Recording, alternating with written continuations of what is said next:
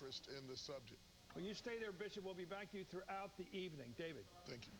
All right, Chris, now to the Obama campaign and senior advisor Stephanie Cutter. Stephanie, welcome. Hi, David. What is the mood like tonight in the campaign?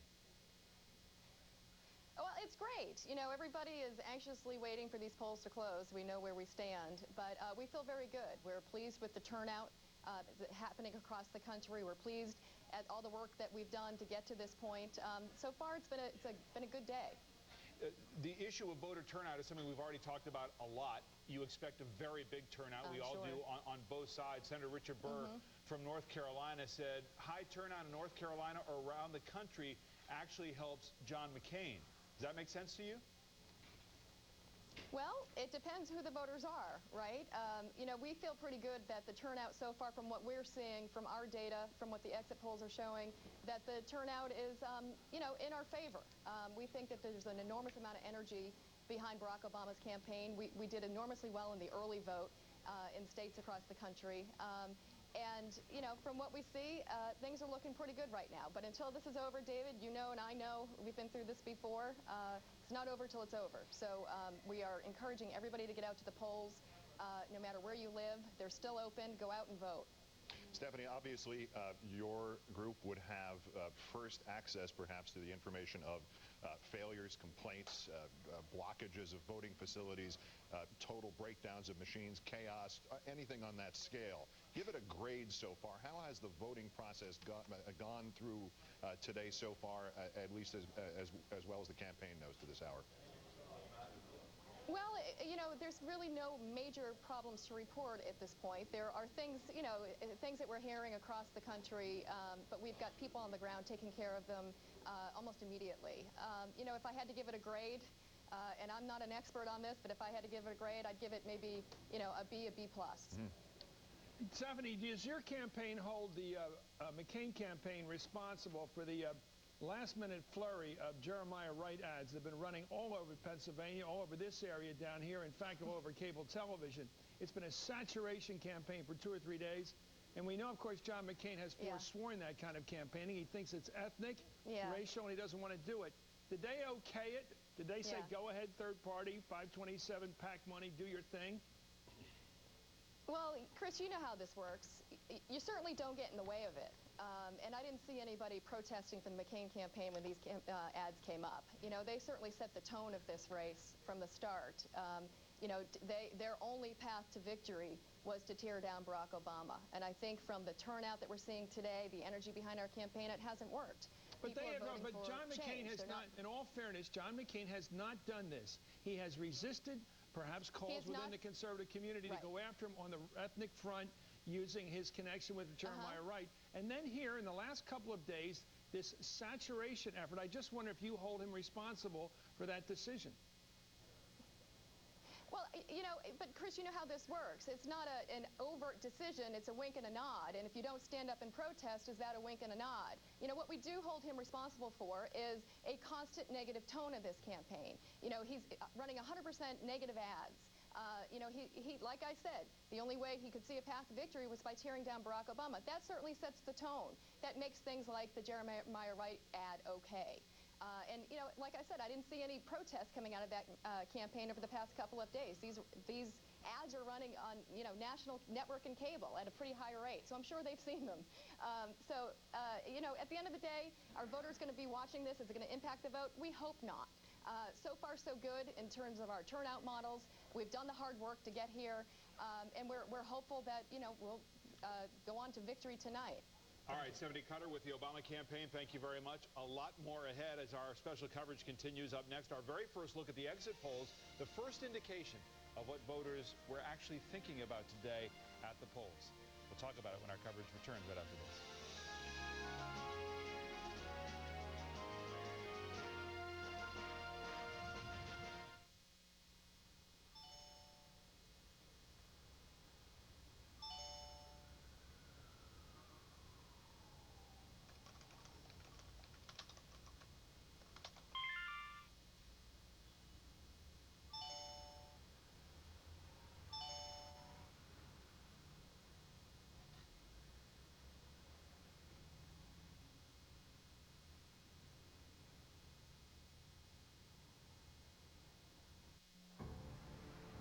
The Japanese have been coming down to Antarctica, and over the years, they've killed literally tens of thousands of whales.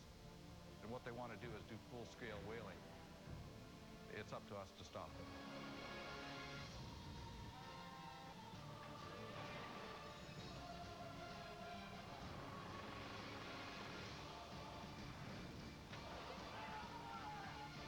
Whale Wars, only on Animal Planet. With Orbit's price assurance, if another customer books the same flight for less, we refund you the difference with this. Your name goes here, the amount here, and I sign here. I just need a pen. Price assurance. Anybody? Only from Orbitz. Somewhat reluctant to try lower sodium soup? Try Campbell's Healthy Request soups. All made with lower sodium natural sea salt. What's that taste? Taste. I like the taste of taste. We had a health concern. Turned out to be nothing, but it got us doing more to protect our health, like taking silver. Centrum Silver age-adjusted multivitamins have key antioxidants that help support natural cell repair. Our health protection starts with Centrum Silver. Meet the butter tub. Dinner's ready. Back then, we didn't know much about saturated fat. Let's eat. Today, there's I Can't Believe It's Not Butter. It's made with a blend of nutritious oils, so it has 70% less saturated fat with a fresh butter taste. I Can't Believe It's Not Butter. I like that he has a full head of hair. She reminds me of my English teacher. She has a really strong aura. Hair is coiffed all the time. I think he's hot. Tune to Elections 08 on demand for all the information you need on interests, issues, facts, and candidates. Elections 08 on demand. Vote smart. Go to Channel 1. Select I Want More. Then Elections 08. My face used to look like this. Yuck. But thanks to Proactive Solution, it now looks like this. Proactive is a 3-step acne fighting system that clears acne and helps prevent future breakouts. Why make things harder than they need to be? Problem, acne. Solution, Proactive. Want results? Act now and save 50%. And get the free Miracle Mask for fast relief. You want skin that's consistently clear? Get Proactive. Order now at proactive.com. Barack Obama, 2 possibilities for America. Watch today as America chooses its future on MSNBC.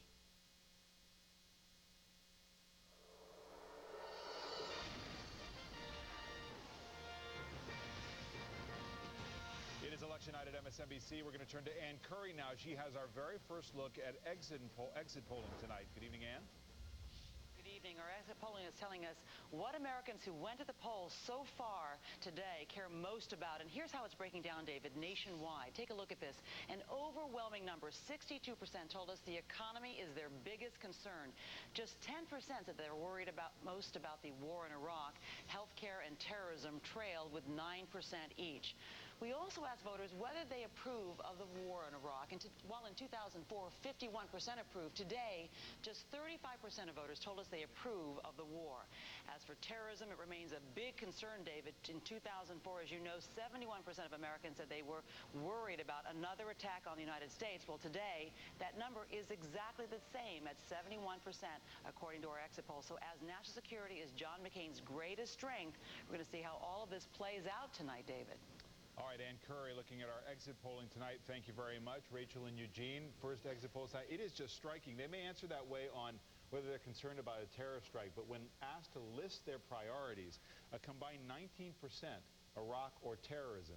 We're a much different country in terms of those concerns than 4 years ago, Rachel. Sure, to see that number hold steady, the 71% concerned about terrorism, but then to see terrorism ranked lower on the overall list of concerns just means that we have an overall higher amount of anxiety as a nation. There's more things that are concerning us, right, even when those things are very concerning.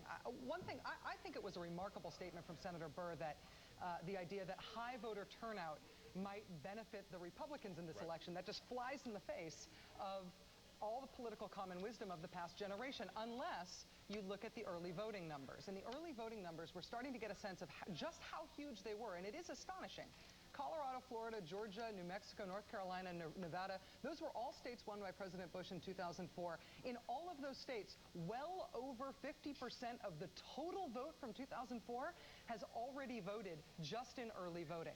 So in order to have a prayer of holding on to those states, he has to hope that today's Election Day turnout is huge to try to swamp those numbers, because the McCain campaign did not really try to turn out early voters. A huge proportion of them were Obama voters. Right, and not to pick on Senator Burr, but he especially mentioned the African-American vote in North Carolina. As of yesterday, 52% of all African-Americans registered in the state of North Carolina had already voted. I mean, not just the normal turnout, which would be 60-65%, something like that, of African-Americans. 52% of all registered had already voted. So there aren't that many more African-Americans left to throng the polls today. Before the evening gets any longer, let's not confuse roles here. His role is not to tell us the truth. His role, no, I'm being fair here. His role is to bolster enthusiasm in his party, keep morale up all across the country. He's out on national television early in the evening in California. His job is to say we can still pull this out. The more the merrier. Let's win it. His job is not to come on here and be a political analyst. And Chris, that's not his job. Literally, if all remaining voters are McCain voters, he's absolutely right. A larger turnout will really help John McCain. Can I bring in Joe Scarborough on this? Because I think it's so interesting. Remember, he has a job to do too. Right. Joe, you and I have talked about this. You talk about the potential for new voters. This is the model from 2004 and the Republican Party. They created new Republicans, brought them to the polls. Your own state of Florida is an opportunity for Barack Obama to do that with not just African Americans, but younger voters and Latino voters too. It is stunning. The contrast between 2004 and 2008 is stunning. In 2004, at this time 4 years ago, I thought George Bush was going to win. Not because of what George Bush had done, but because of what Ken Melman had done in getting out the vote in Florida. 4 years later, I had a top Republican official tell me on Friday as some polls were tightening. I called him up and I said, is this going to get close over the weekend? On Friday, he said, forget about it. The race is over. Barack Obama won it, and he won it early. John McCain is running a 1976-style 72-hour get-out-the-vote campaign. Barack Obama's been running that campaign for 7 weeks. Like all generals say, the war is won before the first shot is fired. There are a lot of Republicans in Florida say this race was won weeks ago when the Barack Obama campaign started organizing that get-out-the-vote effort that they did in a way that's even more astounding than what Melman did 4 years ago. All right, Joe, thanks very much. All right, let's look at some of tonight's key battleground states. For that, we turn to our political director of MSNBC and NBC News, Chuck Todd. Chuck, good evening again. Well, I'm better studied up for you, Keith. Bring it on, brother. Bring it on. I don't agree with Oliphant on Vigo County on that one, but that's okay. Terry Hott, that's why I think it's more interesting to look at South Bend and in that part of the state for what it's worth, because it is heavy, culturally conservative working class vote, and it's in the sort of the outer edges of that Chicago media market, but we digress. I want to talk about 3 things tonight having to do with 2 states that we talked about earlier, and that is Virginia and Colorado. The 3 things are what I talked about earlier, how they're in the top 10. I want to show you education. The top 10 states via education here. We'll pop them up on our map. And you'll see here, with high college degrees, most of these are normally considered blue states. Minnesota, basically all of New England. And when you look here, the only ones that were red states in 04 in this top 10, Virginia and Colorado. Now let's move on and look at age. And keep the push pins up here a minute. And when you look at the age, this is the lowest amount of seniors. Well, look at another thing that has in common. That's Colorado and Virginia. So there's a young state. That seems to match what Obama's been doing well with, which is young voters. And we saw high-educated state. He's done well with college-educated whites. Again, it matches these numbers. And then the third one is income. And we'll take a look at income here in a minute. And again, here's your top 10. And notice this high income, again, not surprising here on the East Coast elite, but all of these were blue states except these 2. So it's really not surprising that this ended up being the 2 biggest targets, and that these 2 ended up being the place where the Republicans started fretting the most about their electoral college, their lock that they had, or they thought that they had, was starting to break away. What do you make of it? Is it cultural change? I guess it's intuitive that younger voters are more open, perhaps, to change, less driven by cultural, history. Right. And putting it nicely, education gets you more used to diversity, perhaps more socially confident than a working person that doesn't have that higher education. That's my hunch. That people who have that advantage of a college degree or even a graduate degree feel a lot more comfortable about economic and social competition than somebody who's working and doesn't have that advantage. Well, I think the other thing is also they're transient. I think it's fascinating. One thing we don't talk about with both of our nominees, with John McCain and Barack Obama, is that they both chose their home states. They are not living in the state they grew up in. And when you see where Obama's had the most success among white voters in particular, it's in states that have transient populations, right? Northern Virginia is one of those. Why is Virginia changed?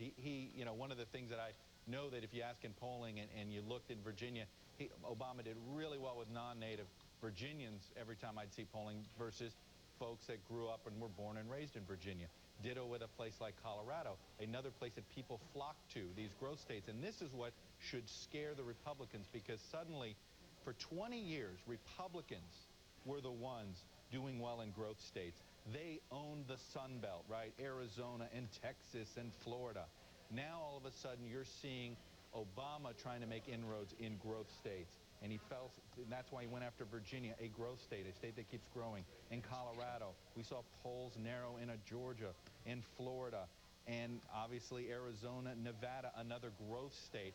And that should scare the Republicans going forward if indeed Obama finds success in these growth states, because this is what carried the Republican Party for 20 years. They owned the Sun Belt, and they owned this bottom half of the country beginning in 1980 with Ronald Reagan. And if the growth states are where Obama sees himself propelled to the presidency and Democrats see themselves elect new U.S. senators, both Virginia and Colorado look like they're probably going to have Democratic senators elected there, new members of Congress coming out of Virginia and Colorado, well, that's how they end up dominating for a 20-year period rather than just one election cycle at a time. Chuck, that's about the most important thing I've heard in weeks. The fact is that the Democratic Party, which had been relying on the states to some extent left behind, the shrinking northern states, industrial the older states, where older people live, they don't have the money to retire in the South. They don't have the mobility to move, the education advantages. Their children often move away, but they stay. And now I completely think this is just really phenomenal information to have about the next several elections, maybe the next 100 elections in this country, that the competition now is extended nationwide. Yeah, it's fascinating. I think you follow this mobility trend. And look, that's why when you look, again, I go back, Obama and McCain, in some ways, they're the perfect 21st century candidates because they match a population. They were transient.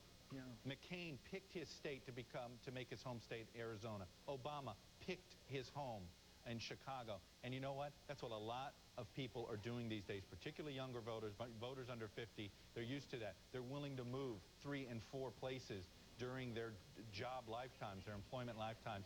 And it's there that you saw Obama able to make inroads. Chuck, I'm throwing another curveball at you. It had nothing to do with counties in Indiana. This has to do with ballots in Virginia. And I'm wondering, is this something to anticipate, to be worried about, to think about in terms of one of those distant bells that suggest we might not have a final score tonight? The Associated Press is reporting that a federal judge has ruled that the election officials in the state of Virginia are to preserve late-arriving absentee ballots that Mr. McCain's campaign claims should be counted. They said in a lawsuit that absentee ballots were not mailed on time to many military members serving overseas. The complaint asked the court to order the state to count absentee ballots from overseas troops postmarked by Tuesday, today, and received by November 14th. Should we bring our cots and sandwiches? Well, we'll see. My other favorite Virginia story today, Keith, had to do with the fact that some of these ballots were too wet because it had rained in parts of Virginia, and you're running them through the optical scan machines. And when you run a wet piece of paper through a machine, guess what? It gets jammed. So that is actually what I thought we were going to be worrying about tonight.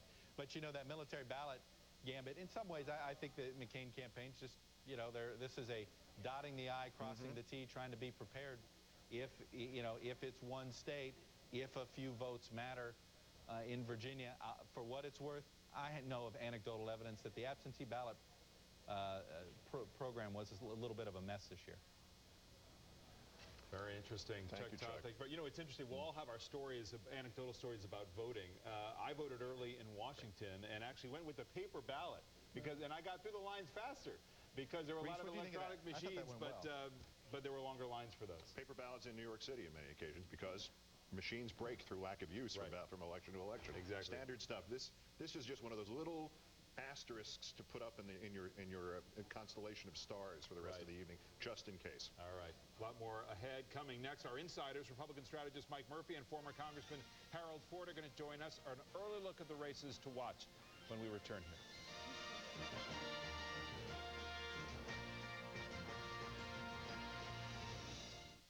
It's at my brother's wedding, and I was having some severe pains. The next morning, I was rushed to the ER. I had no idea how expensive these pills were going to be. They just kept coming and coming. I had health insurance, and they barely covered what it was like getting a medical coupon. It was like getting 5% off my medical bills. I am embarrassed that I had to declare bankruptcy. It can happen to anybody. I guess that's a story that everybody should know, and I think something needs to be done about it. At ConocoPhillips, we believe we're defined by what we pass on. That's why ConocoPhillips is working with Rebuilding Together to help homes and communities across our country become energy efficient, teaching our children the importance of giving back, making better use of our energy supplies, so we can pass on what matters to the ones who matter most.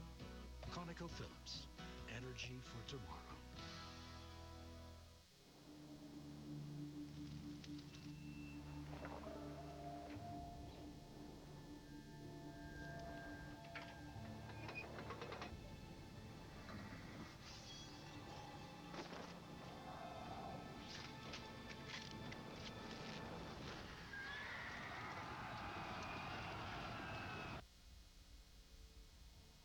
The all-new H3T, the most versatile Hummer ever. Every night you sleep, but your dreams are wide awake. Because ambitions never sleep, aspirations never sleep, goals never sleep, hopes never sleep, opportunities never sleep, the world never sleeps. That's why we work around the world. That's why we work around the clock. To turn dreams into realities. That's why City never sleeps.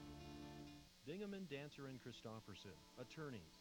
If you, your friends, or your family have been hurt and are facing the difficult legal process, there are tough attorneys who represent you and get results. When injuries strike, it's hard to get back on your feet. Trust the professionals to help you turn your life around. The attorneys at Dingaman, Dancer, and Christofferson. There for you when you need it most. Dingaman, Dancer, and Christofferson. Tough attorneys. Proven results. Hello, I'm Wayne Schmidt. Behind me is another recent casualty of the failure to get things done. Our state legislature must get back to work. Working together, we can take the necessary steps to improve the business climate in northern Michigan and the entire state. It costs way too much to do business in Michigan. We need to change that. Our #1 export shouldn't be young, educated people. Let's get it done together and reopen these doors. McCain, Barack Obama, two possibilities for America. Watch today as America chooses its future on MSNBC.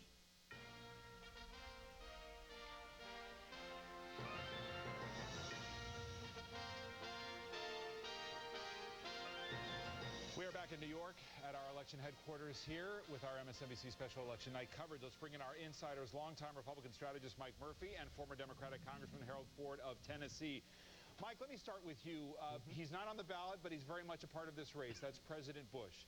He looms very large over tonight as he has throughout the campaign. And one of the things that we look for in this disapproval number, Ron Brownstein at Atlantic Media has crunched some of these numbers to say, what percentage of those people who disapprove of the president will go for Obama? We know that's going to be a high number.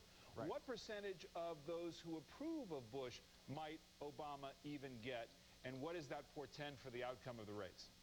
Well, I think it's clearly a huge part of the equation here. I think it's such an easy story, we kind of overreact to it a little bit, I think. But there's no doubt if you're at the end of this, if Obama is to win and you did a statistical analysis, a regression analysis of the data, you would find that approval or disapproval of the president is a strongly linked variable to who you're going to vote for, no doubt about it.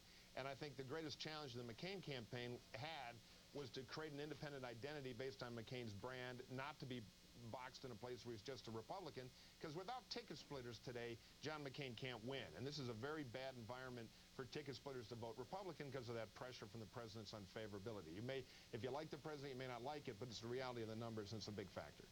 And the reality here, when you have a big number, if it gets up over 70%, Harold, of people who disapprove of the president, you're starting to sweep in more than just Democrats here. You're getting into independents. You're getting into even conservatives here and giving Obama the opportunity to get the lion's share of this vote. It's a much bigger pool than it's been in past years when we look at this number.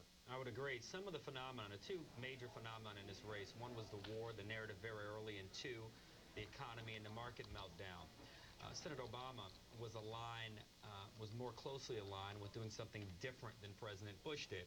There were times in which Senator Obama was very specific about what he wanted to do, and there were times when he was not so. The advantage that he had in this, the paradigm you draw, is that he was not George Bush. I think Senator McCain's big challenge was he seemed to be embracing President Bush and running away from his original brand, which clearly has hurt him, at least in these initial polling data, the initial exit polling data.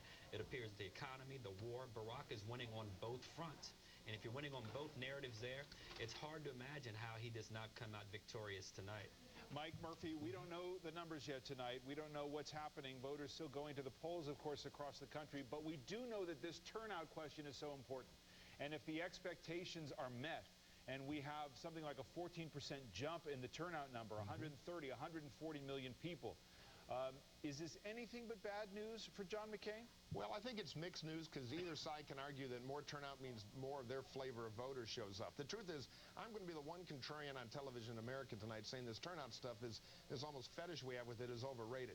It is going to be a huge turnout election, and there are big forces here that are too big for any one campaign's drawing to an inside straight with turnout to really affect. I think when it all boils down, we are going to find that Obama bringing in new voters who are voting 2 or 3 to 1 for him is the most important new turnout factor. But the fact is, presidential elections are very different from like a local mayor's election or an off-year congressional election. They tend to be big turnout elections. So the only question here is this going to be the normal presidential big turnout or a huge turnout election? Early indications are we're heading toward a huge turnout election, which means all kinds of everybody are going to vote. All right, Mike and Harold, a lot more from you as the evening wears on, and we'll hear from you throughout the night. Going to take another short break and be back right after this.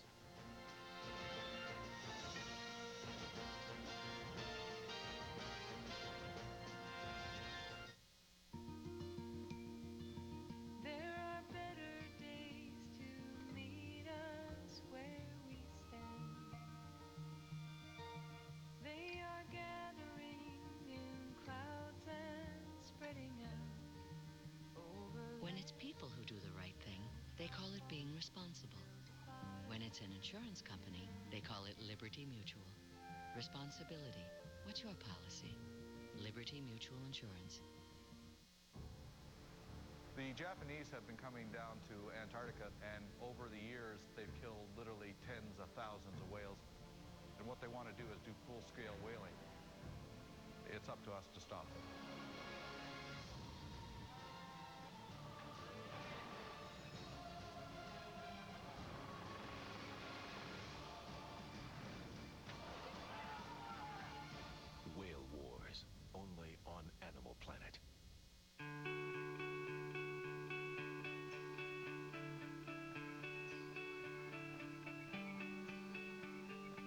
There's a place out there that's different.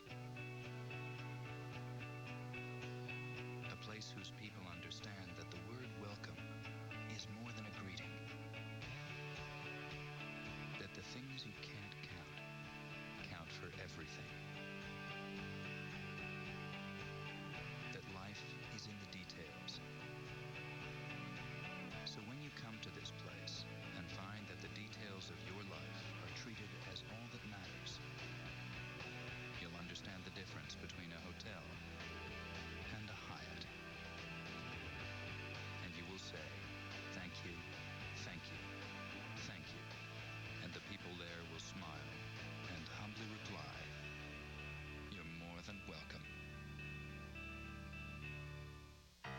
some, it's the arm. Others, dead center. Or anywhere, off limits. Pets love couches. And so does their hair. Good thing there's Scotch Fur Fighter Hair Remover. Sheets with fur-grabbing fingers pick up even deeply embedded pet hair. Hair vacuums can leave behind.